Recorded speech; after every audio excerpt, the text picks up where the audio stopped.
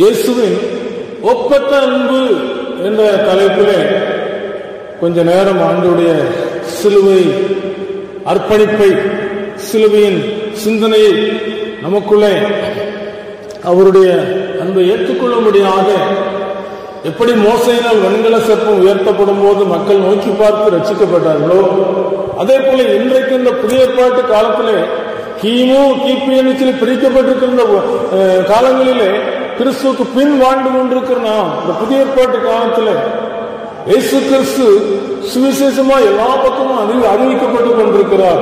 காரணம் என்ன? அவர் உலக மக்கள் மேல் அன்பு கூர்ந்த அந்த அன்பு, இந்த அன்பை குறித்து நாம் சிந்திக்க கொடுக்கப்பட்டிருக்கிற இந்த நேரத்தில் கொலோசியர் 2ஆம் அதிகாரம் 14-15 சொல்லப்பட்டிருக்கிறது. நமக்கு எதிரடியாகவும் கட்டளைகளால் நமக்கு விரோதமாகவும் இருந்த கையெழுத்தை குலைத்து அதை நடுவில் ராதபடிக்கு எடுத்து சிலுவையின் மேல் ஆணி அடித்து துரைத்தனங்களையும் அதிகாரங்களையும் உரிந்து கொண்டு வெளியரங்கமான கோலமாக்கி அவைகள் மேல் சிலுவையில் வெற்றி சிறந்தார். அன்புக்குரியவர்களே, இன்னைக்கு நமக்கு எதிரடியாக கட்டளைகளால் நமக்கு விரோதமாக ஒரு கையெழுத்து இருக்கிறது.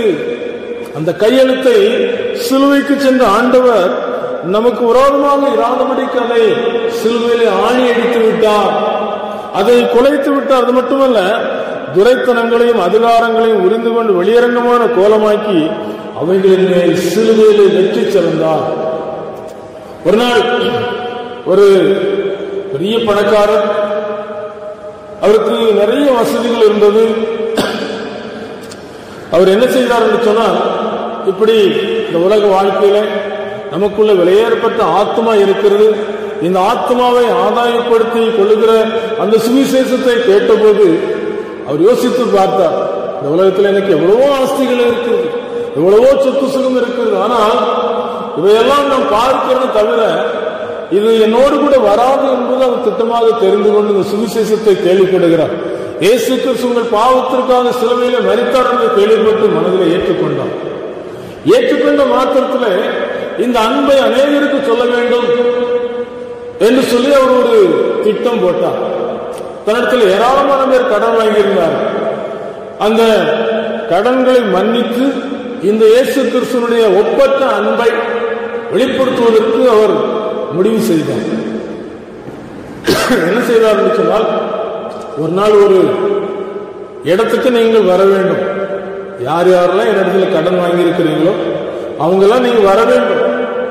வந்து இடத்துல உங்களுக்கு கடன் பத்திரத்தை கொண்டு வந்தா அந்த கடன் பத்திரத்தை உங்களுக்கு மன்னித்து உங்களுக்கு ஒரு விடுதலை தருவேன் என்று சொல்லி அழைப்பு கொடுத்தார். குறிக்கப்பட்ட நாள் வந்தது. குறிக்கப்பட்ட நாள் வந்தவுடனே அந்த இடத்துக்கு முன்பதாக திரள் கூட்டமான மக்கள் நின்றார்கள். நின்று அந்த இடத்துல எனக்கு விடுதலை கிடைக்கும் என்று சொல்லி ஒரு நம்பிக்கையோடு கூட ஏராளமானவர் வந்திருந்தார். ஆனால் அந்த இடத்தில் வந்தவர் கூட்டமாக கூடிக்கொண்டிருந்தார்களே தவிர உள்ளே ஒருவரும் போகவில்லை. 2 பேர் அங்கிருந்து ரொம்ப தூரத்துக்கு வந்தாங்க. வந்து அவங்க என்ன செய்தாங்கன்னு சொன்னா, வயதானவங்க, நிறைய கடன் பட்டிருந்தாங்க, கடன் திருப்பி செலுத்துறதுக்கு முடியாதவங்க வந்து கூட்டத்தை பார்த்தாங்க. ஏன் இந்த இடத்துல கடன் மன்னிக்கப்படும் சொல்லப்பட்ட இடம் தானே அப்படின்னு சொன்னவனே, ஆமா யாருக்காவது மன்னிக்கப்பட்டிருக்கான் அப்படி கேட்கும்போது ஒருத்தருக்கும் மன்னிக்கப்படல. ஏன் மன்னிக்கப்படல? ஒருத்தரும் உள்ள போகல அப்படின்னு சொன்னவொடனே அப்ப இவங்க 2 யோசிச்சாங்க, உள்ள போகலன்னு சொல்றாங்க, நம்ம போய் பார்ப்போம், நம்ம வாங்கியிருக்க கடன் நிறைய, அதனால பிடிச்சு வச்சாலும் சரி விட்டாலும் சரி உள்ள போயிடும் சொல்லி உள்ள போயிட்டாங்க. போன உடனே அந்த மனிதர் உட்கார்ந்திருந்தவர் எழும்பி, வாங்கய்யா அப்படின்னு சொல்லி அவங்க கடன் பத்திரத்தை வாங்கி அந்த கடன் பத்திரத்தில் எழுத கையெழுத்துக்கு மேல ஒரு சிகப்பு மை வச்சு ஒரு கோடு போட்டாரு. ஒரு மன்னிப்பு, ஒரு சந்தோஷம் அவங்களுக்கு தாங்க முடியல. இன்றைக்கு அன்புக்குரியவர்களே, நம்முடைய வாழ்க்கையில கல்வாரி சிலுவைக்கு வரும்போது நம்முடைய பாவங்கள் மன்னிக்கப்படுகிற ஒரு கிருபையை இலவசமாக தருகிறார். பாவங்களை மறைக்கிறவன் வாழ்வடைய மாட்டான், அவைகளை அறிக்கை செய்து விட்டு விடுகிறவன் இரக்கம் வருவான். அந்த பாவம் எப்படிப்பட்டதுன்னு சொல்லி இன்னும் கொஞ்சம் காரியங்கள் இருக்குது சொல்றேன். இப்ப இந்த மனிதர் என்ன செய்தாங்க, சந்தோஷமா வெளியே போறதுக்கு யோசிக்கிறாங்க. வெளியே போகும்போது அந்த கணக்கப்பட சொல்றாரு, கொஞ்சம் இருங்க, 12 மணி ஆகட்டும், அதுக்கு பிறகு நீங்க என்ன செய்யணும், வெளியே போகணும். ஏன்னா இன்னும் டைம் இருக்கு. யாரெல்லாம் உள்ள வர்றாங்களோ வரட்டும், அவங்களுக்கு இப்படிப்பட்ட ஒரு விடுதலை கிடைக்கும், ஒரு கடன்ல இருந்து ஒரு விடுதலை கிடைக்கும், ஒரு மன்னிப்பு கிடைக்கும்னு சொல்லி அவர் உட்கார வச்சாரு. வெளியே இருக்கவங்க நினைச்சுக்கிட்டாங்க உள்ள போய் வசமா மாட்டிக்கிட்டாங்க. நம்ம கோபம் வந்து நல்லது நினைச்சுக்கிட்டு இருக்காங்க. கொஞ்ச நேரத்துல அவங்க வந்தாக்க பாருங்க, சந்தோஷமா, ரொம்ப சந்தோஷமா வந்தாங்க. என்ன சந்தோஷம் தெரியுமா? இன்னும் ரொம்ப சந்தோஷத்துல என்ன ஆனந்தம், என்ன ஆனந்தம் சொல்ல கூடாதே. மன்னம் கிறிஸ்து என் பாவத்தை எல்லாம் மன்னித்து விட்டாரே. ஆமே, மன்னம் கிறிஸ்து என் பாவத்தை எல்லாம் மன்னித்து விட்டாரே. சந்தோஷம் வந்தாங்க. வெளியே பார்த்தவங்களுக்கு அப்படி மனசு உடஞ்சி போச்சு. நம்மளும் உள்ள போய் இருந்திருக்கலாம், மன்னிப்பு கிடைச்சிருக்கணும், கடன் இல்லாத திருப்பி செலுத்தணும். அவர் சொல்லிட்டாரு, நீங்க வராதவங்களும் என்ன செய்ய, கடனை திருப்பி கொடுங்க. வாய்ப்பு, நல்லதொரு வாய்ப்பை நம்ம நினைச்சிடக்கூடாது, அழுத விட்டுறக்கூடாது. ஒரு நாள் சென்னையில நடந்த ஒரு காரியம், ஒரு 3 வருடம் இந்த மழை நல்லா பெய்துட்டு இருந்த நேரம் ஒரு பெரிய தண்ணி குட்டை, அப்படி தண்ணி நிறைய கிடந்துச்சு. நிறைய கிடந்த உடனே அந்த தண்ணியை தாண்டறதுக்கு ஒரு 4 பேர் அப்படியே நடந்து வந்துகிட்டு இருந்தாங்க. அங்க ஒரு நாய் இருந்துச்சு. நாய் என்ன தெரியுமா, அந்த மக்களை பார்த்து குலைச்சு, அந்த தண்ணிக்குள்ள வந்துடக்கூடாதுன்னு சொல்லி குலைச்சு. இவங்க இருக்கு, இந்த நாய் ஒரு நாள் இப்படி குலைக்குது அப்படின்னு சொல்லிட்டு யோசிச்சுட்டு இருந்தாங்க. நடந்த காரியம் என்னன்னா, அந்த தண்ணிக்குள்ள ஒரு மின்கம்பியை அறுந்து கிடந்தது. மின்கம்பியை அறுந்து கிடந்தது அவங்களுக்கு தெரியல, இந்த நாய்க்கு தெரிஞ்சதுனால அது குலைச்சு குலைச்சு பார்த்து கேட்கலன்னு சொன்னோடனே நாய் தண்ணிக்குள்ள போய் வந்து கரண்ட்ல அடிபட்டு செத்து போச்சு. இப்பதான் யோசிக்கிறாங்க, நல்ல வேளை அந்த நாய் நமக்காக உயிரை கொடுத்து நமக்கு ஒரு மரணம் வராதபடிக்கு இந்த நாய் ஒரு காரியத்தை செய்திருக்குன்னு சொல்லி சொன்னது நடந்த ஒரு காரியம். இதை போல அன்புள்ள தேவனுடைய பிள்ளைகளை, நமக்கு எதிரடியாகவும் கட்டளைகளால் நமக்கு விரோதமாக இருந்த கையெழுத்தை குலைத்து விட்டார். அது மட்டுமல்ல, வெற்றி சிறந்து விட்டார். இது ஜீவகாலம் எல்லாம் மரண பயத்திற்குள்ளானவர்கள் யாவரையும் விடுதலையாக்கும்படிக்கு இயேசு எப்படியானா அவர் தேவனுக்கு சமமாயிருப்பதை கொள்ளையாடுற பொருளாக எண்ணாமல் தம்மைத்தாமே வெறுமையாக்கி அடிநீண்டும் எடுத்து மனுஷ சாயாக சிலுவையில் மரணம் அறிந்தார். தம்மை தாழ்த்தினார், ஒப்பு கொடுக்க. அடிக்கிறாய் அடி, துப்புறாய துப்பு. பின்கையாய் கட்டப்பட்டார். அண்ணா காய்வாக்கும்பதாக கொண்டு போகப்பட்டார். அவர் பரியாசம் பண்ணப்பட்டார், நிந்திக்கப்பட்டார். அவர் ஒப்பு கொடுத்தபடினாலே கல்வாரி மலைகளிலே சிலுவை மரத்தினிலே, கல்வாரி மலைகளிலே சிலுவை மரத்தினிலே, 3 யோனிகளில் பாதங்கள் போல தொங்கினாரே. 3 யோனிகளில் பாதங்கள் போல தொங்கினாரே. ஏன் அப்படி தொங்கினார், என்ன தப்பீரம் செய்தார், ஏன் அப்படி தொங்கினார், என்ன தப்பீரம் செய்தார். ஒரு பாவம் செய்யவில்லை, நமக்காக ஒப்புவித்தார். ஒரு பாவம் செய்யவில்லை, நமக்காக ஒப்புவித்தார். கல்வாரி மலைகளிலே சிலுவை மரத்தினிலே, கல்வாரி மலைகளிலே சிலுவை மரத்தினிலே, 3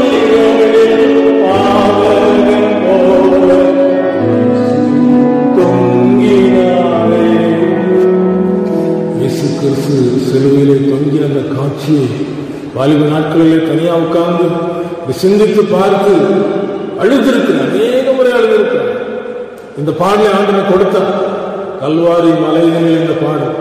இதை ஜேடின் கிரியேஷன் யூடியூப் சேனல்ல என்னுடைய மகன் கேட்டிஸ்டா இருக்கிறாங்க, அவங்க அந்த பாடலை ஜேடின் கிரியேஷன்ஸ்ல வெளியிட்டு இருக்கிறாங்க. கல்வாரி மலைகளிலே சிலுவை மரத்தில் அந்த பாடல். இன்னைக்கு சிலுவை நோக்கி பார்க்கும்போது ஒப்பு கொடுத்திருக்கிறார். முதலாவதாக எப்படி ஒப்பு கொடுத்திருக்கிறார்? கலாத்தியர் 1:4 சொல்லுகிறது, அவர் நம்மை இப்பொழுது இருக்கிற பொல்லாத பிரபஞ்சத்திலிருந்து விடுவிக்கும்படி நம்முடைய பிதாவாகிய தேவனுடைய சித்தத்தின்படி நம்முடைய பாவங்களுக்காக தம்மை தாமே ஒப்பு கொடுத்தார் என்று சொல்லப்படுகிறது. அவர் எதற்காக ஒப்பு கொடுத்தார்? நம்ம இப்பொழுது இருக்கிற அந்த பொல்லாத பிரபஞ்சம் என்று சொல்லும் பொழுது ஏமாற்றுகிற ஒரு பிரபஞ்சம், ஏமாற்றுகிற ஒரு உலகம். அன்புக்குரியவர்களே, உலகத்தில் அநேக காரியங்கள் மூலமாக நீங்கள் யோசித்து பார்த்தால் நம்முடைய வாழ்க்கையில ஏதோ ஒரு காரியம் நம்முடைய கண்ணுக்கு தெரியாத அளவுக்கு நம்மை அடிமைப்படுத்தி இந்த பாவத்தின் மூலமாக கட்டி வைத்திருக்கிறதை நீங்கள் உணர முடியும்.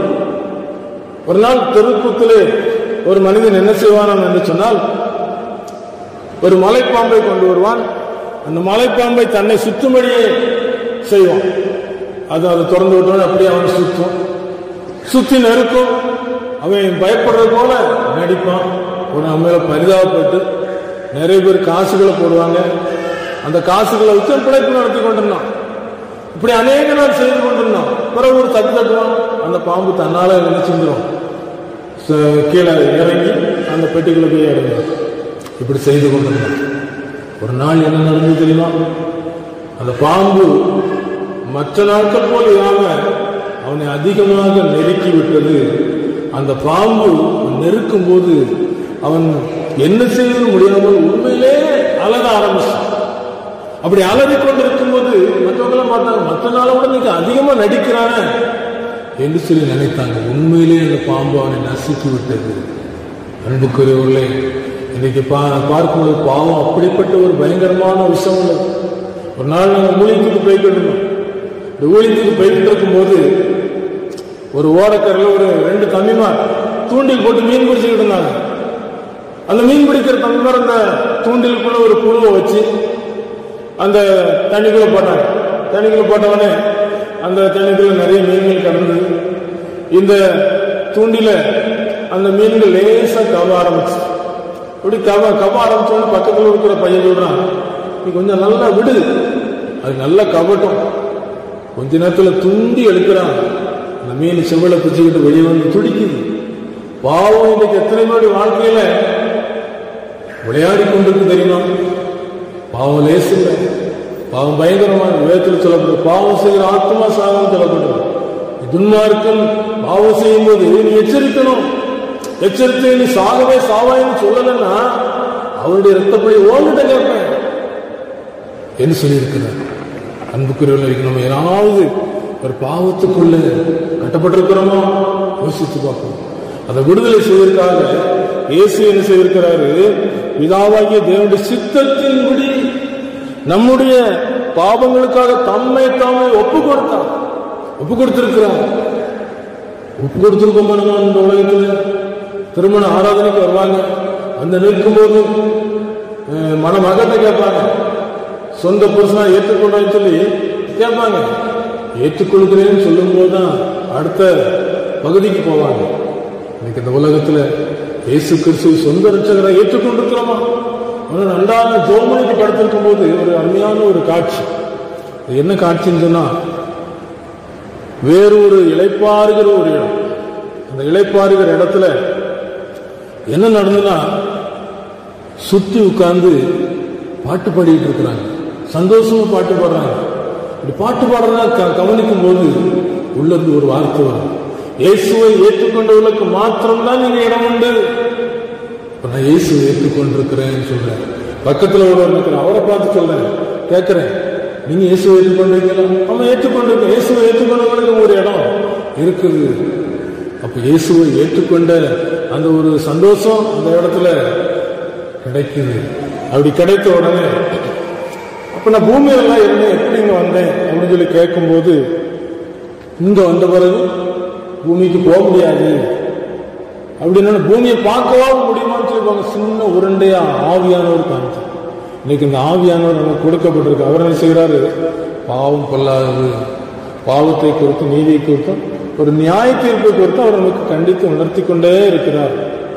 உன் கண்ணு உனக்கு இடம் உண்டாக்கினார், அந்த கண்ணை பிடுங்கி போட்டுன்னு சொல்றாரு. உன் கை உனக்கு இடம் உண்டாக்கினா கையை தரித்து போடு, கால் உனக்கு இடம் உண்டாக்கினா காலை தரித்து போடு சொல்லு. எதுக்குன்னா, நீ ஊனனாய் சப்பானியாய் உடனே பரலோகத்துக்குள்ள செஞ்சிடலாம், பிரவேசித்திடலாம். இந்த உலகத்துல இன்னைக்கு எதெல்லாம் இடம் உண்டாக்குதோ அதுல இருந்து நீ மீண்டு விட வேண்டும், அதை ஜெயித்து விட வேண்டும் என்று சொல்லி நமக்கு இந்த எச்சரிப்பின் வார்த்தைகள் ஆண்டு சொல்லியிருக்கு. அதே போல நீதிமான் நீதியின் வழியில போய்கிட்டு இருக்கிறவங்க கூட என்ன செய்யலாம்? திடீர்னு விழுந்துடலாம். சால் சுந்தர் சிங்குடைய புக்ல நீங்க வாசித்து பார்ப்பீங்கன்னா, நீங்க நினைச்சீங்களா நம்ம யாருமே பார்க்கலன்னு சொல்லி, உங்களை சுற்றி ஒரு கூட்ட மக்கள் இருந்து பார்த்து கொண்டிருக்கிறார். விசேஷமாக ஒவ்வொருவருக்கும் கொடுக்கப்பட்ட தேவ தூதர்கள், தேவ சமூகத்தை கண்களோடும் தரிசிக்கிறவர்கள் என்ன செய்கிறார்கள்? பார்த்து கொண்டிருக்கிறார்கள். உங்களுக்கு அந்த யோசனை எப்பமாவது வந்திருக்கிறார்? என்னை அநேக கண்கள் பார்க்கிறது. ஏதேன் தோட்டத்துல தனிமையா இருக்கும்போது அவன் சொல்றான், நீங்க சாகிறதில்ல. பொய் சொன்னான். அவன் பொய் சொல்லி ஏமாற்றி வஞ்சித்து அவருக்குள்ளே இருந்து விலையேற்பட்ட ஆத்மாவை கொலை செய்து உள்ளே ஒரு துக்கத்தை கொடுத்து தேவனை விட்டு பிரித்து விட்டான். இன்னைக்கு நம்முடைய வாழ்க்கையில் அதைத்தான் செய்து கொண்டிருக்கிறான். ஆனால் ஆண்டவர் இயேசு கிறிஸ்து இந்த உலகத்திலே தேவ சித்தத்தின்படி, தேவனுடைய சித்தம் என்ன? இந்த உலகத்திலே ஒவ்வொரு மனிதனும் பாவம் செய்யும் போது நியாயப்பிரமாணத்தில் சொல்லப்பட்டிருக்கிறது, பாவத்துக்கு நிவாரணமாக பலி செலுத்த வேண்டும். அந்த ரத்தம் தான் உங்களுக்கு பலிபடத்துல மீட்கும் பொருள். ரத்தம் சிந்துதல் எல்லாமே பாவ மன்னிப்பு உண்டாகாது. ஒரு பாவிக்காக பரிகாரம் செய்ய முடியாது, குற்றவாளிக்காக எதுவும் செய்ய முடியாது. ஆனா பரிசுத்தமுள்ள ரத்தம் ஒரே தரம் ஆதாம் முதல் மோசே வரைக்கும் நியாயப்பிரமாணம் இல்லாத காலத்தில் பாவம் ஆண்டு கொண்டது. அது எப்படி பாவம் ஆண்டு கொண்டு அவருக்குள்ளே நம்ம செய்து நன்மை தீமை சொல்லி வகையிருக்கிற ஒரு பாவ சுபாவத்தை அது ஆண்டு கொண்டது. அதுக்கு பிறகு இந்த உலகத்துல மரணம் ஆண்டு கொண்டது. அதுக்கப்புறம் இயேசு கிறிஸ்து உலகத்தில் வெளிப்பட்டு நம்முடைய ஜீவனை கொடுத்தபடினாலே நித்திய ஜீவன், நித்திய ராஜ்யத்தில் நித்திய ஜீவனோடு நித்திய காலம் வாழலாம். நித்திய ராஜ்யத்தில் நித்திய ஜீவனோடு நித்திய காலம் வாழலாம். பரிசுத்த உலகமாகில் அத்தவரை நித்தம் சுகித்திடலமா. பரிசுத்த உலகமாகில் அத்தவரை நித்தம் சுகித்திடலமா. மகனே மகளே, உன் இதயத்தை தாராயோ, இப்போ தாராயோ, இப்போ தாராயோ. தட்டிக்கொண்டே இருக்கிறார். ஒரு நாள் ஒரு வீட்டுல அருமையான வாலிபு தங்கச்சி இருந்தாங்க, ஒரு அருமையான சின்ன பிள்ளை இருந்தாங்க. அந்த இடத்துல ஒரு காலண்டர் போடப்பட்ட காலண்டர்ல இயேசுவானவர் ஒரு ஆட்டுக்குட்டியை வைத்துக் கொண்டு தன் கையில ஒரு கோலை வைத்துக் கொண்டு அந்த வீட்டு கதவை தட்டுகிறது போல ஒரு தோற்றம். இதை பார்த்து ரெண்டு பேரும் உரையாட ஆரம்பித்தாங்க. எப்படி உரையாட ஆரம்பித்தாங்க? குட்டி பாப்பா கேட்கிறான், அக்கா அக்கா, வீடு உள்ள ஆள் இருக்கு, வெளியே திறந்திருக்கு. இயேசுவானவர் வெளியே இருந்து கதவை தட்டிக்கிட்டே இருக்கிறாங்க. ரொம்ப நேரமா தட்டிக்கிட்டு இருக்காங்களே, இந்த வீட்டுக்குள்ள இருக்கிறவங்க ஏன் திறக்கல? இயேசுவானவர் என்ன அநியாயம் செய்தாரு? திறக்கலாம்ல எப்படி சொல்லிட்டு கொஞ்ச நேரம் கழிச்சு சொன்னாலாம். இயேசுவானவர் தட்டுல அவங்களுக்கு கேட்கலையோ. ரொம்ப நேரமா இயேசுவானவர் தட்டி கொண்டிருக்கிறாரு. நீ இயேசுவானவர் இவங்களுக்கு பிடிக்காதவரை எவ்வளவு அநியாயம் செஞ்சிருப்பாரோ. எரேமியா 2:6 சொல்லப்பட்டு, என்னை விட்டு தூரப்பட்டு மாயை பின்பற்றி வீணராய் போவதற்கு என்னிடத்தில் என்ன அநியாயத்தை கண்டார்? அவர் அக்கிரமக்காரர்கள் ஒருவராக எண்ணப்பட்டு அவர் பொய் சாட்சி சொல்லி ஒரு சிலுவையில் அறையும் என்று சொல்லி கூக்குரலிட்டு அவர் நியாய தீர்ப்பு ஸ்தலத்தில் நிற்கும் போது அந்த பிலாத்துனுடைய மனைவி உள்ள இருந்து ஆள் அனுப்புறாங்க. அந்த நீதிமானுக்கு நீங்க ஒரு கேடும் செய்ய வேண்டாம், நான் ராத்திரி முழுவதும் பாடுபட்டேன் என்று சொல்லி சொல்றாங்க. கடைசியில பிலாத்து கையில தண்ணிய அப்படி கழுவி ஆகட்டும் என்று சொல்லி தீர்ப்பு கொடுக்கிறான். பரபாசை விடுதலை செய்கிறான். இயேசுவையோ வாரினால் அடிக்கப்பட்டு ஒப்பு கொடுக்கிறான். இயேசுவை வாரினால் அடிக்கும் போது அவருடைய முதுகு 33 வயசு, அவருடைய முதுகுல அந்த மிலாத்தினால் அடிக்கும் போது அவர் அத்தனை பாடுகளை ஏற்றுக்கொண்டார். ஏன்? உங்களையும் என்னையும் காப்பாற்றுவதற்காக. ஒரு நாள் இந்த உலகத்தில் அருமையான ஒரு கப்பல் பிரயாணம் செய்து கொண்டிருந்தது. ஒரு பெரிய கப்பல், அது ஆயிரக்கணக்கான பேர் பிரயாணம் செய்து கொண்டிருந்தார்கள். அந்த கப்பலுக்குள்ள இருந்தவங்க அவங்கவுங்க தங்களுடைய எண்ணத்தின்படி இருந்து கொண்டிருந்தாங்க. திடீரென்று மாலுமியுடைய அறைக்குள்ள தீப்பிடித்துக் கொண்டது. மாலுமி நினைச்சா எழுந்திரலாம், தப்பிச்சு போயிடலாம். ஆயிரக்கணக்கான மக்களை பார்க்காம மாலுமி அறைக்குள்ள தான் தப்புன்னா தப்பிச்சு போயிடலாம். ஆனா அப்படி நினைக்கல. அந்த மாலுமி நினைச்சான், பக்கத்துல துறைமுகம், ஓட்டி கொண்டு சேர்த்துவோம் அப்படின்னு சொல்லி சுக்கான விடாம பிடித்துக் கொண்டு துறைமுகத்தில் கொண்டு சேர்த்தாச்சு. சேர்த்து மாலுமி அறைக்குள்ள தீயணைப்புக்காரங்க பார்க்கிறாங்க. மாலுமி கறிக்கட்டையாக இருக்கிறார். இந்த சடலத்தை இட்டு அடுத்து அடக்கம் பண்ண கொண்டு போகும்போது எல்லாரும் அழுது கொண்டே போனாங்க. இந்த மாலுமி எங்களுக்காக தன்னை ஒப்பு கொடுக்காவிட்டால் நாங்க பிழைத்திருக்க மாட்டோம். எங்களுக்காக இவர் உயிரை கொடுத்தார். இன்றைக்கு அன்புக்குரியவர்களே, இவர் உயர்ந்த அன்பை, ஒப்பற்ற அன்பை சிலுவையில் இயேசு செய்திருக்கிறார். இது தேவனுடைய சித்தத்தின்படி செய்திருக்கிறோம். தேவனுடைய சித்தத்தின்படி நாம் வாழ்ந்து கொண்டிருக்கிறோமா? இந்த பூமியிலே நாம் எல்லாரும் ஆண்டுடைய சித்தத்தை நிறைவேற்ற வேண்டும் என்று சொல்லி அநேக வசனங்களிலே நம்மை உணர்த்துகிறதாக இருக்கும். நீங்கள் மற்ற பிரஜாதியார் நடக்கிற வழிகளிலே நடந்து உங்களுடைய ஆத்மாவை கெடுத்துக் கொள்ள வேண்டாம் என்று சொல்லி அநேக வசனங்கள் மூலமாக சொல்லப்பட்டது. இரண்டாவதாக இந்த ஆண்டவர் எதற்காக ஒப்பு கொடுத்தார் என்று சொல்லி பார்க்கும் பொழுது, தீத்து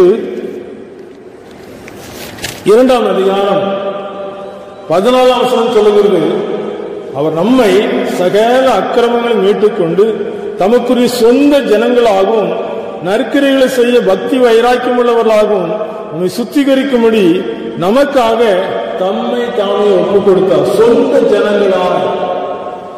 சொந்த ஜனங்கள் என்ன செய்யறாங்க? அவரோடு வாக்குவாதம் பண்றாங்க. எங்கே இருந்து வந்து என்று சொல்லி கேட்கிறாங்க.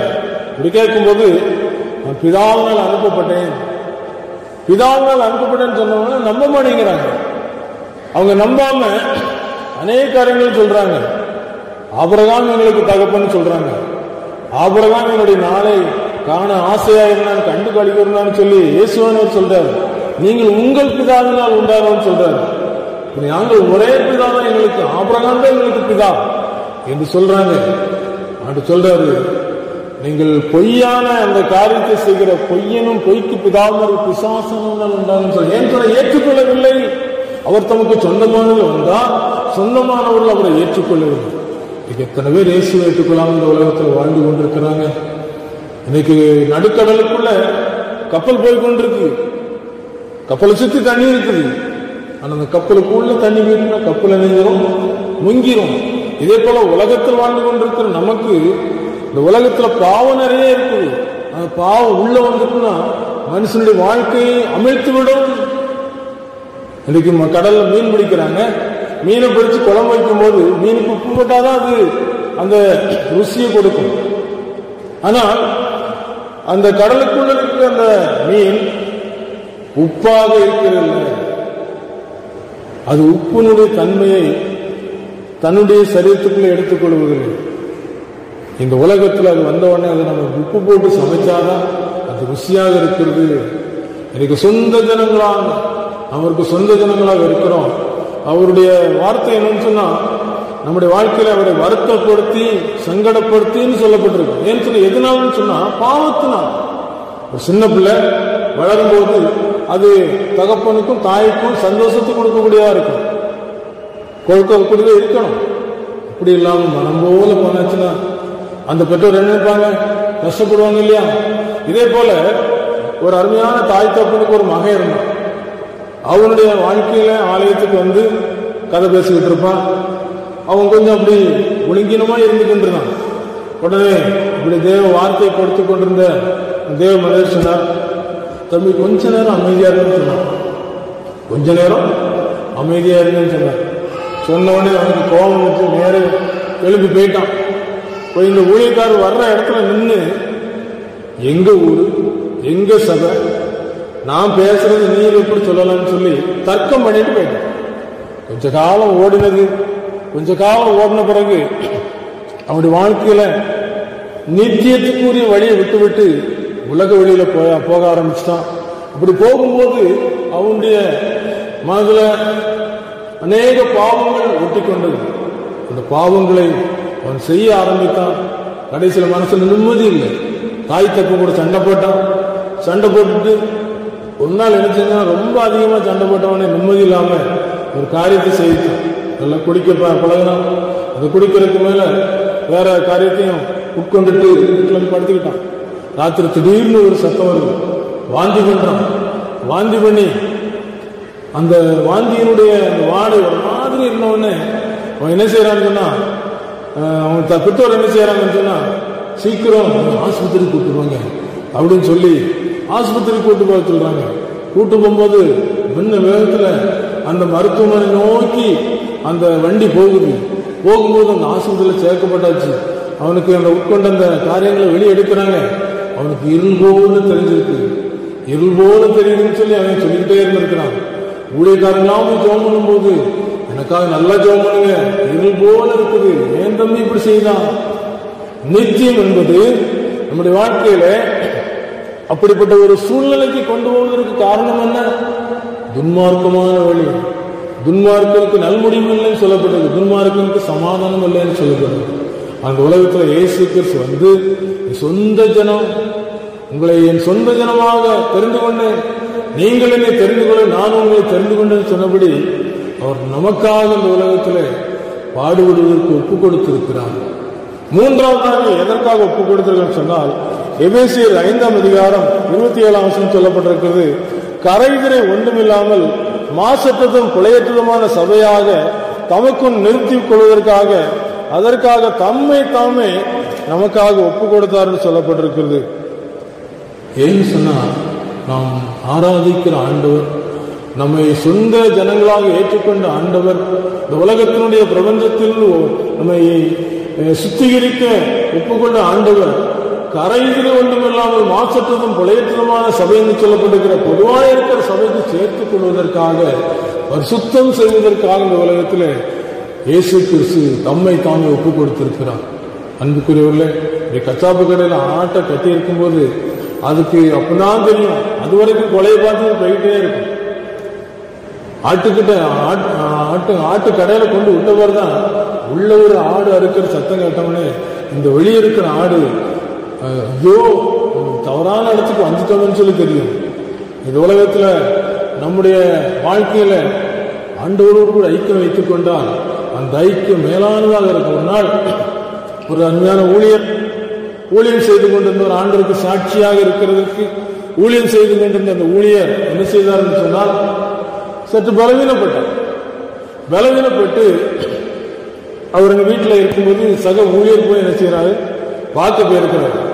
பார்க்க போய், சகோதரனே நீ எப்படி இருக்கிறான், நீ பார்க்க வந்தோன்னு சொல்லி பார்க்க போயிருக்கும்போது, எனக்கு உடம்புக்கு இப்படி சரியில்லை, என்ன பிழைக்கிற மாதிரி தெரியல, எனக்கு கஷ்டமா இருக்குது, எனக்காக ஜோமுன்னு எனக்கு பயமா இருக்குன்னு சொல்லி இருக்கிறார். அப்போ பயம் எப்ப இருக்குது? நம்ம ஆண்டுடைய பிள்ளைகள்லாம் இயேசு மரணத்தை ஜெயித்திருக்கிறார்களா, பயம் வரக்கூடாது. சிலுவையில் வெற்றி சிறந்திருக்கிறார்களா, பயம் வரக்கூடாதுன்னு சொல்லி சொல்லும் போது ரெண்டு பேரும் முழங்கால் போட்டு ஜோமனி இருக்காங்க. ஜோமனி, ஆண்டவரே பயப்படுறான், பாவம் ஏதோ செய்திருக்கிறான், வெளிப்படுத்தும், பாவத்தை மன்னியும் என்று சொல்லி ஜெபித்து விட்டு போயிட்டார். போயிட்டு போன பிறகு 2 நாள் கழிச்சு வர, அப்போ சகோதரனே எனக்கு ஆண்டு ஏதாவது வெளிப்படுத்தினாரா, அப்படின்னு சொல்லி கேட்கும்போது ஒரே ஒரு காரியம் வருது, ஒரு கோழி முட்டை மட்டும் சுற்றி சுற்றி வருது. அதை ஆண்டு எனக்கு வெளிப்படுத்தினார். சொன்ன உடனே கோழி முட்டை சுற்றி வருதா, நீ என்ன செய்தா அப்படின்னு சொல்லி கேட்கும்போது, கொஞ்சம் வருஷத்துக்கு முந்தி சரியான விளைச்சல் இல்லைன்னு சொன்னோடனே பக்கத்து தோட்டத்துக்காரன் இப்படி செய்தா தோட்டம் நல்லா விளையும்னு சொன்னான். நீங்க ஒன்றும் செய்யணும், காசை கொடுங்க நான் செய்கிறேன்னு சொன்னான். செய்யிட்டேன்ப்பா, இப்போ அது எனக்கு இடைஞ்சலா இருக்குது, எனக்கு பயத்தை கொண்டு வருது அப்படின்னு திருப்பி முழங்கால் போட்டு பாவத்தில் அறிக்கை செய்து ஒப்பு கொடுத்து ஆண்டவருடைய சமூகத்தில் மன்னிப்பு கேட்டாங்க. மன்னிப்பு கேட்டவுடனே ஆண்டவர் இரக்கமுள்ளவர், என்னிடத்தில் வருகிற ஒருவனையும் புறம்பே தள்ளுவதில்லைன்னு சொல்லியிருக்கிற ஆண்டவர் மன்னிப்பு கொடுத்தார். மன்னிப்பு கொடுத்து திருப்பி 2 நாள் கழிச்சு அந்த ஊழியக்காரர் வந்து பார்க்க வர்றார்.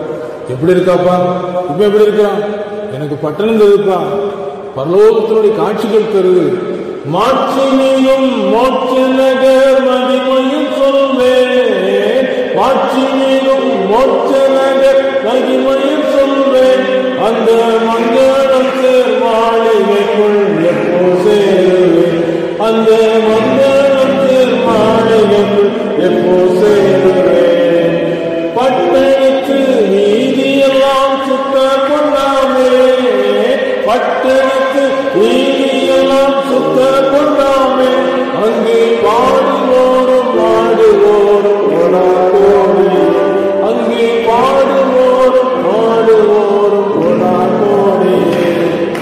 இந்த அருமையான சகோதரனுக்கு நம்ம பரலோக ராஜ்யத்துக்குரிய ஒரு விடுதலை கிடைச்சது, ஒரு பாவ மன்னிப்பு கிடைச்சது. இந்த பாவ மன்னிப்புக்காக நம்ம என்ன செய்து கொண்டிருக்கிறோம்? பாவம் நம்முடைய எலும்போடு ஒட்டிக்கொள்ளும் சொல்லப்பட்டிருக்கு. அது மட்டுமல்ல, பாவம் வீட்டு வாசல் படியில படுத்துக்கிட்டு இருக்கணும். கல்லறைக்கு போகும்போது கூட எந்திரிச்சு வருமா, கல்லறையில எழுதியிருக்கும், நல்ல போராட்டத்தை போராடினேன், ஓட்டத்தை முடித்தேன், விசுவாசத்தை காத்துக்கொண்டு எழுதியிருக்கும். நம்முடைய ஆத்மா எங்க இருக்கு? உள்ளுக்குள்ள ஒரு ஆத்மா இருக்கு, வலையேறப்பட்ட ஆத்மா, தேவ சாயலில் படைக்கப்பட்ட ஒரு ஆத்மா. இன்னைக்கு நம்முடைய வாழ்க்கையில அநேக நம்பிக்கையோடு வாழ்ந்து கொண்டிருக்கிறோம். சரீரம் பலம் குறையும் போது, கடந்த ஒரு 4 மாசத்துக்கு முந்தைய எனக்கு ஒரு சரீரத்தில் ஒரு பலவீனம் வந்துச்சு. பலவீனம் வந்தோடனே செக் பண்றதுக்காக போகணும்னு சொல்லிட்டு வேகமா வண்டி என்னுடைய மகன் கூட்டு போனப்ப, அப்படி கூட்டு போகும்போது நான் ஏற்கனவே ஆண்டவரை ஏற்றுக்கொண்டபடினால மரணத்தை குறித்து எந்த ஒரு பயமும் வரவே இல்லை.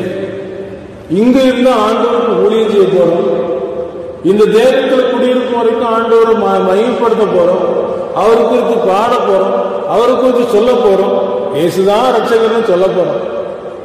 இந்த உலகத்துல நமக்கு ஆண்டு எவ்வளவு காலம் கொடுத்திருக்கோ அது வரைக்கும் இருக்க போறோம் அப்படின்னு சொல்லிட்டு ஒரு தைரியமாக இந்த ஆஸ்பத்திரிக்குள்ள போகும்போது எல்லாம் செக் பண்ணி பார்த்தாங்க. கடைசியில ஒன்றுமில்லைங்கிற ஒரு வார்த்தை வந்துச்சு. அது எனக்கு ஜெபம் பண்ணேன், ஆண்டவரே என்னுடைய பாடுகள் கஷ்டங்கள்லாம் நமக்கு தெரியும், என்னை நீங்க குணமாக்குன்னு சொல்லி ஜெபம் பண்ணேன். சொல்லி 2 நிமிஷத்துல செக் பண்ணி முடிச்சு அந்த மருத்துவர் சொன்னாங்க, உங்களுக்கு ஒன்றும் இல்லையா, மாத்திரை போட்டு எனக்கு செஞ்சல சரி பண்ணிடலான்னு சொன்னாங்க. அப்போ அங்கே உள்ளேருந்து வரும்போது எனக்குள்ள ஒரு பாடல் வந்தது. என்னன்னு சொன்னா, சிறு வயதிலே தாய் இல்லாமல் இருந்ததுனால ஆண்டவர் தான் என்ன பின்பற்றியோ உனக்கு ரட்சிப்பு தருன்னு சொல்லி என்ன பெயர் சொல்லி அழைத்து ரட்சிப்பெல்லாம் தந்தார். தாய் உன்னை மறந்தாலும் நான் உன்னை மறப்பேனோ, வாழ்ந்து அழைக்கிறார், வல்லமை தந்திடுவார், ஆசீர்வதித்திடுவார். இமை போலும் உன்னை கைவிட்டேன் என்கின்றார், இமை போலும் உன்னை கைவிட்டேன் என்கின்றார். ஊருக்கு மான இரக்கம் தந்தாரே, ஊருக்கு மான இரக்கம் தந்தாரே. தாய் உன்னை மறந்தாரோ நான் உன்னை மறப்பேனோ. ஆண்டவர் மறக்காத ஆண்டவர், நம்ம கூட மறந்துடலாம், ஆண்டவர் மறக்காத ஆண்டவர். எந்த சூழ்நிலை வந்தாலும் அவர் என்ன செய்ய மாட்டாரு, கைவிட மாட்டார். இன்னைக்கு ஒப்பு கொடுத்துருக்கிறோமா, ஆண்டோடைய கருத்தில் ஒப்பு கொடுத்தாச்சுன்னா நமக்கு அந்த ரட்சிப்பு இலவசம். ஒரு நாள் ஊழியத்தின் பாதையில் சென்று கொண்டது ஒரு வாலிப தம்பி, அவனுக்கு ஒரு பலவீனம் உண்டு. அந்த தம்பி தன்னுடைய பலவீனத்தினால அதிக சத்தான ஆகாரங்கள் எடுக்கணும். அப்படி சத்தான ஆகாரங்கள் அந்த மிஷினரிகள் கொடுத்து அவனை ஊழியத்துக்கு அனுப்புவாங்க. ஒரு நாள் இந்த சத்தான ஆகாரத்தை சாப்பிடாம போயிட்டான். போன உடனே அவனுக்கு கொஞ்சம் பலவீனம் வந்துச்சு. பலவீனம் வந்த உடனே வீட்டில் ஓய்வெடுக்க வந்திருக்கும் போது அந்த அவன் பராமரிக்கிறவங்க ரொம்ப சத்தம் போட்டாங்க. சத்தம் போட்ட உடனே இவனுக்கு கொஞ்சம் வருத்தம், ஊழியத்துக்கு தானே போனேன், இயேசுவை அறிவிக்க தானே போனேன்னு சொல்லி அப்படி படுத்து தூங்கிட்டான். தூங்கும்போது ஒரு காட்சி தெரிஞ்சிருக்குது. என்ன காட்சின்னு சொன்னா, அவனுடைய அப்பாவும் அம்மாவும் சொப்பனத்தில் வந்தது போல அவனுக்கு தெரிஞ்சிருக்குது. நான் சொன்னோம்னா இந்த வழிக்கு போகாதன்னு சொல்லிட்டு நீ எங்க பின்னால வான்னு சொல்லிட்டு கூட்டுட்டே இருக்கிறேன். விட்டுட்டே போனா ஒரு பெரிய பாதாளம் பக்கத்தில் கொண்டு விட்டுட்டு மறைஞ்சிட்டாங்க. ஒரு பெரிய பாதாளம் பக்கத்தில் கொண்டு விட்டுட்டு மறைஞ்சிட்டாங்க. உடனே யோசிச்சிருக்கிறான், ஐயோ இயேசுவேன்னு சத்தம் போட்டிருக்கிறான். அப்புறம் அவனுக்கு புத்தி தெரிஞ்சிருக்குது, நரகம்னு ஒண்ணு இருக்குது, பாதாளம் இருக்குது, மோட்சம் இருக்குது, இயேசுவே இருக்கு. வேகமா போய் எல்லாருக்கும் மரணத்துக்கு பின் ஒரு வாழ்க்கை இருக்கிறது, மறக்க வேண்டாம், மறக்க வேண்டாம், மறக்க வேண்டாம், மறக்க வேண்டாம், மறக்க வேண்டாம், மறக்க வேண்டாம். இயேசு சொன்னாரே, பாதாளத்திலே ஐஸ்வர்யவான் வேதனைப்படுகின்றான், ஏழை லாசருவோ ஆபிரகாம் மடியில் சந்தோஷமாய் அமர்ந்திருக்கின்றான். மரணத்துக்கு பின் ஒரு வாழ்க்கை இருக்கிறது, மறக்க வேண்டாம், மறக்க வேண்டாம், மறக்க வேண்டாம், மறக்க வேண்டாம், மறக்க வேண்டாம், மறக்க வேண்டாம். இந்த விதமாக ஊழியத்தை செய்து அநேக ஆத்துமாக்களை இயேசுவின் பக்கமாக திருப்பினார். இயேசுவின் பக்கமாக திருப்பி எல்லாருடைய வாழ்க்கையிலும் அந்த இயேசுவினால் கிடைத்த மீட்பு, அந்த ரட்சிப்பை பெற்றுக்கொண்டு அவர்கள் ஆண்டவரை ஆராதிக்க ஆரம்பித்தார்கள். இப்படிப்பட்டதான ஒரு சாட்சி அவன் சொல்வதற்கு ஆண்டவர் இப்போ இப்படிப்பட்டதான காரியங்களை செய்திருக்கிறார். இந்த அன்புக்குரியவர்களே, நம்முடைய வாழ்க்கையில இயேசுவின் கல்வாரி சிலுவை நோக்கி பார்க்கும் பொழுது ஒரே ஒரு காரியத்தை யோசித்து பார்க்கணும். அவருடைய சிரத்துல முள்கு எடுத்து வைத்தாங்க. இந்த முள்கு எடுத்து வைக்கும் போது அவருடைய அந்த வேதனை தாங்க முடியாத வேதனையா இருக்கு. ஏன்னு சொன்னா அந்த தலைக்குள்ள ஏராளமான நரம்புகள் இருக்கு. அந்த மூளையில இருந்து நிறைய ரத்தங்கள் வெளிவந்தது. அவருடைய அந்த அந்தகாரம் என்று சொல்லப்படுகிற காரியம் அவருக்கு இன்றைக்கு நம்முடைய வாழ்க்கையிலே எத்தனையோ சிந்தனைகளிலே ஆண்டவரை விட்டு தூரமாய் போய்விடுகிற காரியங்கள் இருக்கிறதை நான் எப்படி உணர்த்துகிறது சொன்னால், இந்த இருதயத்திலிருந்து புறப்படுகிறது மனுஷனை தீட்டுப்படுத்தும். இந்த இருதயத்திலிருந்து என்னெல்லாம் வருது, பொல்லாத சிந்தனைகள் வருது, தீட்டுள்ளதும் அருவருப்பையும் பொய்யும் நடப்புகிற ஒன்றும் என்ன செய்ய முடியாது, அங்கே பிரவேசிக்க முடியாது. ஆனால் இயேசுவின் ரத்தத்தினால கழுவப்பட்டால் அங்கே செல்லலாம். இயேசுவின் ரத்தத்தினால கழுவப்பட்டிருக்கிறோமா? இயேசுவின் ரத்தத்தினால் கழுவப்படுறதுக்கு செய்ய வேண்டிய காரியம் என்ன? ஆண்டவரே, நான் செய்யக்கூடாத தப்பை செய்து விட்டையான்னு சொல்லி தகப்பனை நோக்கி புத்தி தெளிந்து வந்த அந்த இளையகுமாரனை ஏற்றுக்கொண்டது போல இயேசு கிறிஸ்துவின் பக்கத்தில் வரும்போது ஏற்றுக்கொள்ள ஆயத்தமாக இருக்கிறார்.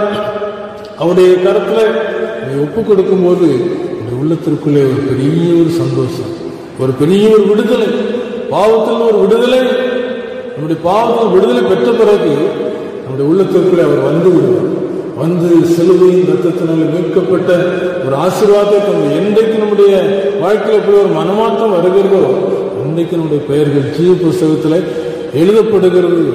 ஜீவ புஸ்தகத்தில் பெயர் எழுதப்படாதவனாக காணப்பட்டவன் எவனோ அவன் அக்கிரிக்கடலில் தள்ளப்படும் சொல்லப்பட்டது. இந்த தீர்மானங்கள் எல்லாம் ஆண்டுடைய கருத்துல நான் பெற்றுக்கொண்டது வேதாகமத்தில் தெளிவாக சொல்லப்பட்டிருக்கிறது. மரித்தேன், ஆனாலும் இந்த சமாதானம் உயிருடைய மரணத்தையும் பாதாளத்தையும் ஜெயித்தேன் என்று சொல்லி ஆண்டு சொல்லியிருக்கிறார். உலகத்தில் வெற்றி சிறந்த ஆண்டவர், மகிமை தந்த ஆண்டவர். உலகத்தை நம்பிக்கொண்டிருக்கிறோம். உலகம் நம்மை பலவிதமான காரியங்களில் இழுத்து சென்று கொண்டு இருக்கிறது. ஒரு நாள் ஒரு அருவியில தண்ணீர் விழுந்து போகிற இடத்துல நின்று பார்க்கும்போது ஒரு சில மீன்கள், செத்த மீன்கள் அப்படியே அந்த தண்ணீர் பக்கமாக இழுத்து போய்கொண்டே இருந்தது. ஒரு சில மீன்கள் துள்ளி அந்த டேமுக்குள்ள விழுவதற்கு துள்ளி கொண்டிருந்தது. அப்ப என் உள்ளத்துக்குள்ள ஆண்டு பேச ஆரம்பிச்சது. உயிருள்ள அந்த உள்ளத்துக்குள்ள அந்த உயிர் இருக்கும்போது, அந்த ஆத்மா உயிர் இருக்கும்போது அது பரலோகத்தை நோக்கி மேலானவைகளை தேடி சென்று கொண்டிருக்கும். ஆனா அந்த உயிரில்லாத மீன்கள் எங்கெல்லாம் ஒரு காற்றடிக்கிறது போல போய்கொண்டே இருக்கும். அதனால இந்த உலக வாழ்க்கையில இயேசுவை ஏற்றுக்கொள்ள வேண்டும். ஒரு நாள் ஒரு 2 நண்பர்கள் குடிப்பழக்கத்திலே நண்பர்களாக இருந்தார். ஒரு மனுஷன் உணவுடனே இறந்துட்டான். இறந்தவனை அவன் பார்க்கறதுக்கு அவன் வந்திருக்கிறான். கடைசி நினைவாக கொடுப்பதற்கு ஒரு இயக்கத்தில் அவனை சொல்லி தந்திருக்கிறான். பாருங்க, கடைசியில எந்த இடத்துல ஐக்கியம் வைத்திருக்கிறோமோ அந்த ஐக்கியம் கடைசி வரைக்கும் பின்னால வந்து கொண்டே இருக்கிறது. பாவம் தொடர்ந்து பிடிக்கிறது. இந்த பாவத்தை விட்டு விட்டா அது நமக்கு சம்பந்தம் இல்லை. இயேசுக்கு உலகத்திலிருந்து வரும் கடைசியா சிலுவை சுமக்கு போகணும்னு சொன்னாரு.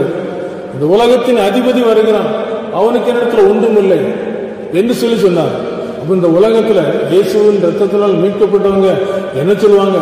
இந்த உலகத்துக்கு எனக்கு சம்பந்தம் இல்லை, எப்பவும் நான் ஆயத்தமா இருக்கிறேன், எப்பவும் ஆண்டு ராஜ்யத்துக்கு போக ஆயத்தமா இருக்குன்னு சொல்லக்கூடிய ஒரு விசுவாசத்தோடு கூட, ஒரு ரட்சிப்பின் சந்தோஷத்தை வெளிப்படுத்துகிற ஒரு காரியத்தோடு கூட உலகத்தில் வாழ்கிறார். ஒரு நாள் ஒரு அருமையான வாலிப தங்கச்சி வாலிப நாட்கள் இயேசுவை ஏற்றுக்கொண்டார்.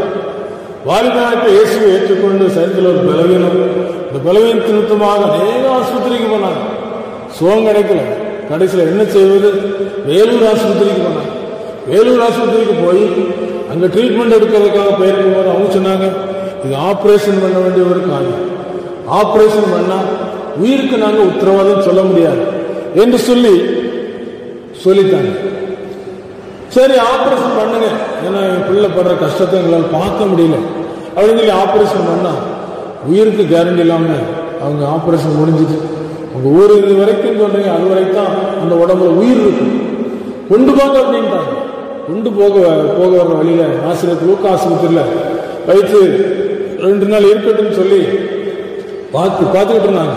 அப்படி பார்க்கும்போது ஊழியக்காரங்க போய் தங்கச்சியை தோத்துறோம், கேள்விப்பட்டோம், பார்க்க வந்திருக்கோம், எப்படி இருக்கிறான் அண்ணன் இப்படிதான் சொல்லி குழந்திருக்கிறாங்க, நான் நல்லா இருக்கிறேன், நான் சந்தோஷமா இருக்கிறேன், என் கால் மாட்டிலையும் என் தலைக்கு மாட்டிலையும் தேவதூதர்கள் வர ஆரம்பிச்சிட்டாங்க, என்னை அழைத்துட்டு போறதுக்கு வர ஆரம்பிச்சிட்டாங்க.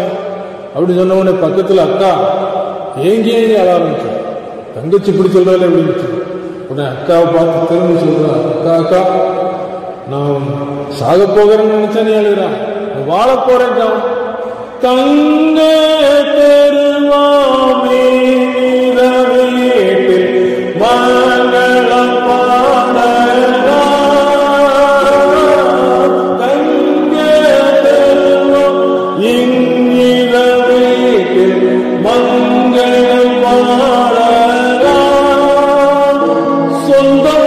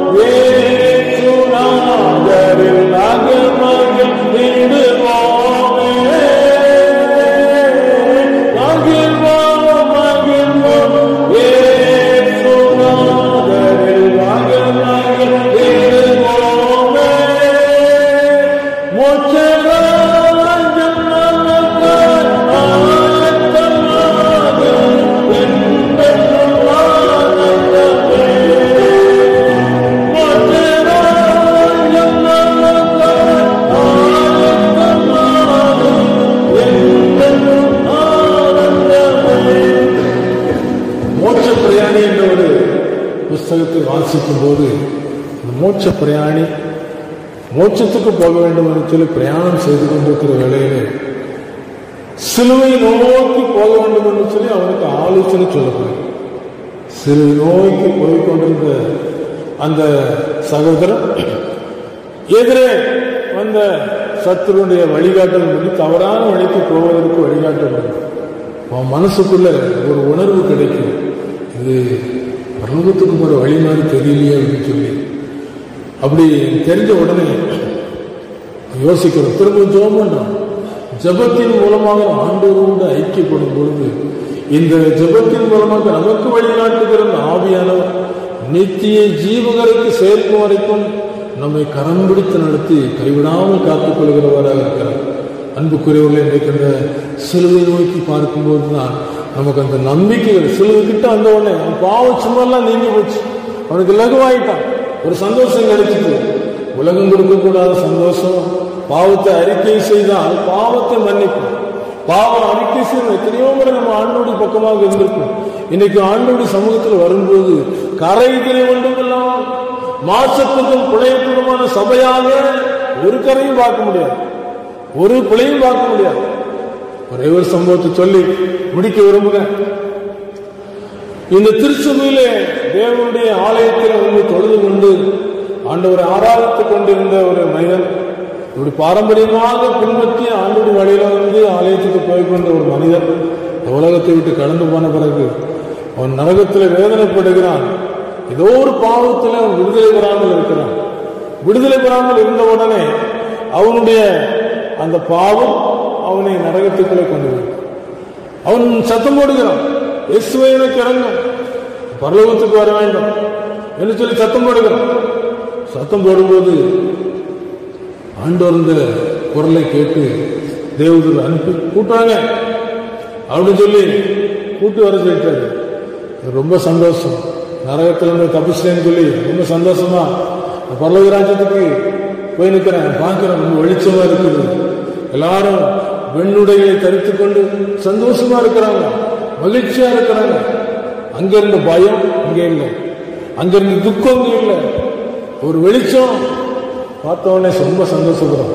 அப்படியே பார்த்துட்டு தன்னை பார்க்கிறான், அழுக்கா இருக்கிறான். அந்த இடத்துல இருக்கிறதுக்கு எனக்கு தகுதி இல்லைங்கிற ஒரு காரியத்தை அந்த இடத்துல உணர்ந்து கொள்கிறான். பார்க்கிறேன், எங்கேயாவது ஒளிச்சு கிடக்க இடம் இருக்கான்னு சொல்லி பார்க்கிறேன். ஒளிச்சு கிடக்க இடமே இல்லை.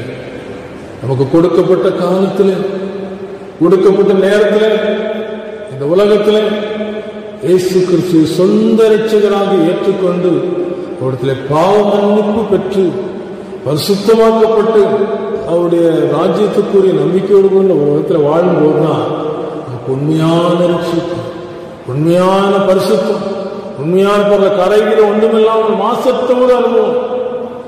அவனே அந்த நரகத்துக்குள்ள குதிச்சு போயிட்டான். இந்த உலகத்துல நம்முடைய இருதயமே நம்மை குற்றவாளியாக தீர்க்கும் பொழுது தப்ப முடியாது. இன்னைக்கு எத்தனையோ சிசிடிவி கேமரா வச்சிருக்கு, தப்பு பண்றவங்கள கேமரா பார்த்து கண்டுபிடிக்கிறாங்க. இன்னைக்கு பரலோகத்தின் ஆண்டவர் நமக்கு தூதர்கள் அனுப்பி வைக்கிறார். அநேக பரிசுத்தோடு நம்ம பார்க்க வர்றாங்க. ஒரு நாள் இப்படி ஆண்டோரை ஏற்றுக்கொண்ட பிறகு எங்க கூட ஊழியத்துக்கு வந்த ஒரு சகோதரர் ஆண்டுடைய ராஜ்யத்துக்கு போயிட்டாங்க. அவங்க அப்புறம் ஒரு காட்சி தோன்றாங்க. அவங்க நல்ல பிரகாசமா வந்திருக்காங்க. எங்க ஆலயத்தில், கிறிஸ்டியானகரம் ஆலயத்துக்கிட்ட வந்து அவங்க நிற்கிறாங்க. கையில் ஒரு நீளமான பேப்பர் இருக்கு. அந்த பேப்பரை வச்சுக்கிட்டு வந்திருக்காங்க. அங்க ஒரு குட்டி பிள்ளையும் வந்திருக்காங்க. அந்த குட்டி பிள்ளைகிட்ட கேட்கிறேன், இவங்ககிட்டையும் கேட்கிறேன், பரலோகத்துக்கு போனீங்களா, எப்படி இருக்கீங்க? ரொம்ப சந்தோஷமா, ரொம்ப மகிழ்ச்சியா இருக்கும். அப்ப இப்ப என்ன காரணத்துக்காக வந்திருக்கீங்கன்னு சொல்லி கேட்கும்போது ஆறுமுக நேரில இந்த செய்தியை கொடுக்க சொன்னாங்க, அதான் வந்திருக்கோம் சொல்லி சொன்னாங்க. சரி அப்படின்னு சொல்லிட்டு அந்த காட்சி முடிஞ்சிட்டு அதுக்கப்புறம் நாங்கள் கூடி ஜோம் பண்ற இடத்துல ஜோம் பண்ண போயிருக்கும்போது ஒரு அண்ணன் சொல்லுவாங்க, கடந்த வாரத்தில் ஆறுமுக நேரில திருமண்டல உபவாசம் சொல்லுவோம். அதுல ஜான்சி காலேஜுடைய முன்னாள் ப்ரொஃபசர் கருணாகரன் அவங்க செய்தி கொடுத்தாங்க. ஓப்டே பிரகாஷுடைய சம்பவத்தை சொல்லி ரொம்ப எச்சரிக்கா பேசினாங்க. அவங்க ஆண்டவரை கனம் பண்ணல, ஆனால் கனவீனம் பண்ணப்பட்டாங்க. முகத்தை எல்லாம் முதுக காட்டினாங்க. ஆண்டவர் புறக்கணித்து விட்டார். மந்திரங்கள் கேட்டு நல்ல செய்தி தம்பின்னு சொன்னாங்க. அந்த காரியத்தை ஆண்டவர் அந்த அண்ணன் மூலமா கொண்டு போகிறத எனக்கு புரிய வச்சார். அப்பதான் சபை மேல ஆண்டவர் எவ்வளவு அக்கறை வைத்திருக்கிறாரு. கரைத்திரை ஒன்றுமில்லாமல் மாசத்துக்கும் பிழையத்துவமான சபையாக இருப்பதற்கு இயேசு ஒப்பு கொடுத்திருக்கிறார். நீங்க ஒப்பு கொடுத்திருக்கிறீங்களா? உங்க உள்ளத்தை ஆண்டு ஒப்பு கொடுத்திருக்கீங்க, யோசித்து பாருங்க. ஒரு நாள் ஒப்பு கொடுத்தவங்க நடந்துகிட்டு இருக்கலாம், வெளியே நடிச்சுக்கிட்டு இருக்கலாம்.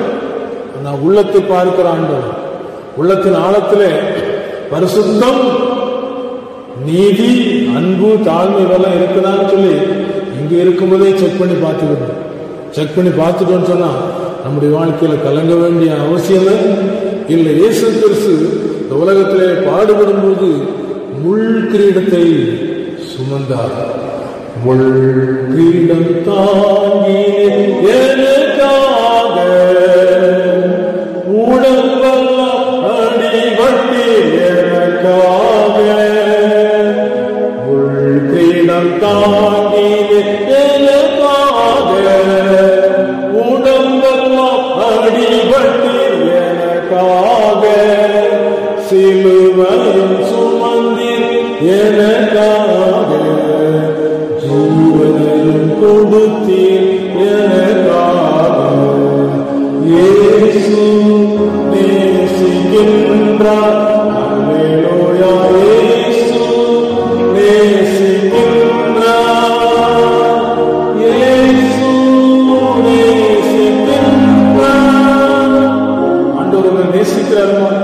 உங்களை நேசிக்கிற உலகத்துல உங்களை யாருமே நேசிக்கலன்னு சொல்லி நினைச்சு வருத்தப்பட்டுக்கிட்டு இருந்தா இயேசு உங்களை நேசிக்கிறார். ஒரு அருமையான ஊழியத்தை செய்துவிட்டு களைப்போடு தன்னுடைய அறைக்கு ஓய்வெடுக்க சென்றிருந்தார். அந்த நேரத்தில் ஆவியானவர் சொல்றாரு, எய்த்தால இருக்கிற அறை கதவை தட்டு, அந்த இடத்துல இருக்கிற சகோதரனுக்கு என்ன குறித்து சொல்லு அப்படின்னு சொல்லி ஆவியானவர் பேசினார். ஆண்டவர், எனக்கு நிறைய ஊழியம் செய்து வந்தேன், கொஞ்சம் களைப்போடு இருக்கிறேன், நாளைக்கு சொல்றேன். ஆவியானவர் விடல. திரும்பவும் நீ அந்த அரைக்கதவை தட்டு, இயேசுவை பற்றி சொல்லு, சுவிசேஷத்தை சொல்லுன்னு சொன்னாங்க. திரும்பவும் அந்த சகோதரர் நாளைக்கு சொல்றேன் அப்படின்ட்டாங்க. திரும்ப மூன்றாவது முறையும் இந்த ஆவியானவர் சொல்லி பார்த்தாரு. இவர் தூங்கிட்டார். திடீரென்று ஒரு பெரிய இரைச்சல். எழுத்து அறையில் இருந்த ஒரு மனிதன் வாழ்க்கை முடித்துக் கொண்டார். சமாதானம் இல்லாமல் ஆத்மா எங்க சென்றிருக்கும்? இயேசு கிறிஸ்துவின் அன்பை உலகத்திலே எல்லாருக்கும் சொல்லுவது துரிதமான ஒரு காரியம். கொரோனா டைம்ல நிறைய பேர் மரணத்தை சந்திச்சாங்க. அந்த டைம்ல ஆண்டவனுக்கு ஒரு சின்ன கவி கொடுத்தார். பயங்களும் திகில்களும் போராடுகின்றதே, பயங்களும் திகில்களும் போராடுகின்றதே, வியாதியும் மரணமும் நெருங்கி நிற்கிறதே, ஆத்துமாளியாவே மாம்சமழிந்திடுமே, அவசரம் ரட்சிப்பின் செய்தி சொல்ல வேண்டுமே, அவசரம் ரட்சிப்பின் செய்தி சொல்ல வேண்டுமே. ரட்சிப்பின் செய்தி வேகமாக சொல்ல வேண்டும். இன்றைக்கே ரட்சிக்கப்படணும். வெளிநாட்டுக்கு போகணும்னு சொன்னா நம்ம அதுக்குரிய பாஸ்போர்ட் எடுத்து எல்லாவற்றையும் சரி செய்து ஒப்பு கொடுத்து இந்த நாட்டில இருந்து அங்க ஒப்புக்கொண்டதான் அந்த நாட்டுக்கு போக முடியும். அனுமதி இல்லாம போக முடியாது. இயேசு கிறிஸ்து ரத்தத்தினால கழுவப்பட்டவர்கள் மாத்திரம் சொல்லி முத்திரை போடப்பட்டவங்களா இருப்பாங்க. அந்த ஆவியானவர் என்ன செய்கிறாருன்னு சொன்னா நமக்கு முத்திரை போட்டு அந்த முத்திரையின் மூலமாக நமக்கு ஒரு அச்சாரத்தை கொடுத்திருக்கான்னு சொல்லி வேதவசனம் தெளிவாக சொல்லுகிறது. எபேசியர் 1 அதிகாரம் 14 வசனத்தில் சொல்லப்பட்டிருக்கிறது. அவருக்கு சொந்தமானவர்கள் அவருடைய மகிமைக்கு புகழ்ச்சியாக மீட்கப்படுவார் என்பதற்கு ஆவியானவர் நம்முடைய சுதந்திரத்தின் அச்சாரமாக இருக்கிறார். அவர் நமக்குள்ள ஒரு அச்சாரத்தை கொடுத்திருக்கிறார், நம்பிக்கை. ஏசு எனக்குள்ள இருக்கிறார். ஒரு சின்ன பிள்ளை சொல்லிச்சான், ஏசியும் உலகத்துக்குள்ள இருக்காருன்னு சொல்லிச்சான். அப்ப எல்லாரும் கேட்டாங்களா, ஏசுவும் உலகத்துக்குள்ள இருக்காருன்னு சொல்லி எப்படி சொல்றான்? அவருக்கு இருதயத்தை திறந்து கொடுத்தேன் நான் தானே, இருதயத்தை திறந்து கொடுத்தேன். ஏசியும் உலகத்துக்குள்ள வந்தார். இன்னைக்கு ஆண்டுக்கு ஒப்பு கொடுப்போமா? கண்களை மூடுவோம். கல்வாரி சிலுவை நோக்கி பார்த்து, இயேசுவே, ஒரே ஒரு வாழ்க்கை சிலுவையின் ஒப்பற்ற அன்பை நினைத்து பார்க்கிறேன். எனக்காக நீ பாடுபட்டீர், எனக்காக சிலுவை சுமந்தீர், எனக்காக நீ மரணத்தை சுமந்தீர், என்னை மீட்கும் பொருளாக உண்மையை கொடுத்தீர். நானும் என்ன உனக்கு ஒப்புக் கொடுக்கிறேன் என்று சொல்லுவோமா? இயேசுவண்டை வந்திடுவார், பாவங்கள் நீங்கி இரட்சிப்படைந்திடவே, இயேசுவண்டை வந்திடுவார், பாவங்கள் நீங்கி இரட்சிப்படைந்திடவே, இயேசுவண்டை வந்திடுவார், பாவங்கள் நீங்கி இரட்சிப்படைந்திடவே, இயேசுவண்டை வந்திடுவார், பாவங்கள் நீங்கி இரட்சிப்படைந்திடவே, இயேசுவண்டை வந்திடுவார், பாவங்கள் நீங்கி இரட்சிப்படைந்திடவே, இரட்சிப்படைந்திடவே.